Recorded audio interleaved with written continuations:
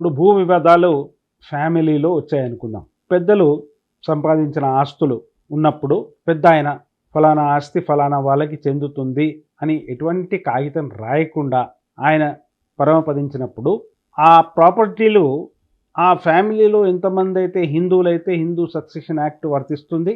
ముస్లింలైతే ముస్లిం personal లా వర్తిస్తుంది. So హిందువులనే అనుకుందాం. హిందువుల ప్రాపర్టీలు ఏ విధంగా డివైడ్ చేసుకోవచ్చు?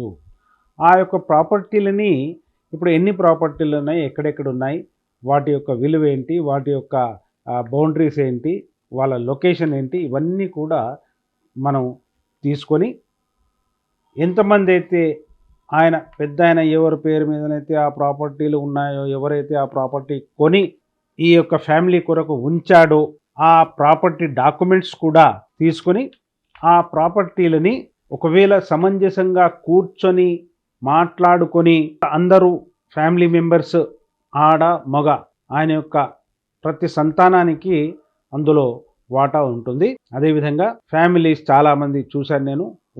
వాళ్ళే ఒక ఇద్దరు పెద్ద మనుషుల్ని పిలిచి ఆ ప్రాపర్టీలని ముందు పెట్టుకొని ఎవరికి ఏ ప్రాపర్టీ చెందుతుంది, ఏ విధంగా మనం పంచుకోవాలి అనే విషయాన్ని సానుకూలంగా ప్రవర్తించి వాళ్ళు ఆ ప్రాపర్టీని పార్టీషన్ చేసుకోవచ్చు.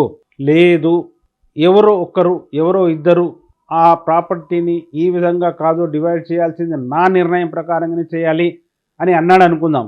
అప్పుడు ఇక సమంజసంగా జరగదు. కాబట్టి అందరి మధ్యలో పెద్ద మనుషుల మధ్యలో దాన్ని కోర్టు ముందు ఆ యొక్క ప్రాపర్టీస్ని ప్లస్ ఎంతమంది అయితే పెద్ద అయిన సంతానం ఉందో అంతమంది వివరాలు కూడా కోర్టుకి సమర్పించి ఆ ప్రాపర్టీలని ముందు పెట్టి కోర్టుని పార్టిషన్ చేయమని అడగచ్చు.